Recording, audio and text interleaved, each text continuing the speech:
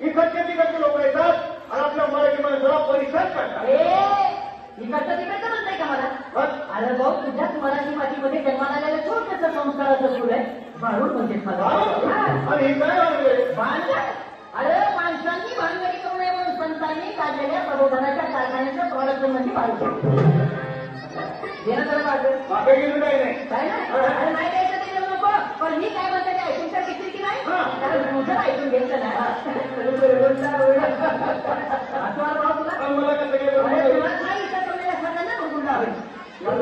गुरगुंडा म्हणजे तुला काय वाटलं? अरे भाऊ, गुरगुंडा म्हणजे लेकरं बाळा नाही. अरे बाबा, गुरगुंडा म्हणजे आमचं भाषेमध्ये गुरगुंडा आहे, शब्दाचा आहे ज्ञान.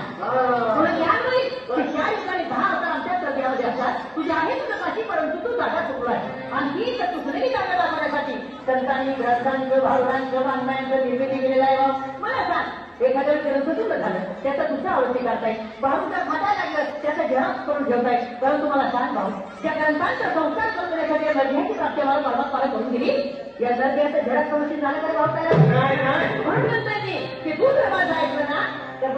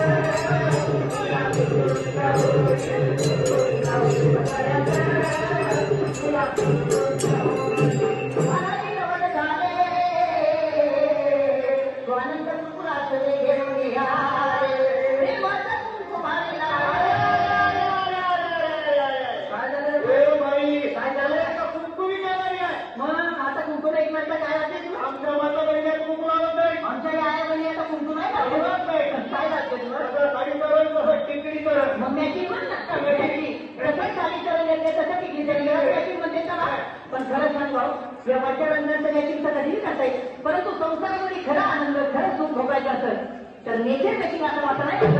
नेचर मॅचिंग असेल तर व्यवहारच्या रंगांना महत्व आहे. मी म्हणत नाही आहे माझं पिंटू लाव, तुझं टिकली लावू नको, परंतु पिकलीच्या रूपानं सौभाग्याचं दान तिथे टिकलीवर आणि बाबा काय म्हटलं, बाथरूम मध्ये गेलं, बाथरूमची भिंत सौभाग्यवती भव, बाहेर आलं, आरच्या पुढं बसलं, आरसा सौभाग्यवती भव. मी म्हणत नाही आहे माझं कुंकू लाव, परंतु कुंकू लावण्याच्या पाठीमागं काहीतरी शास्त्रीय कारण कुठं लावलं जाते कुंकू?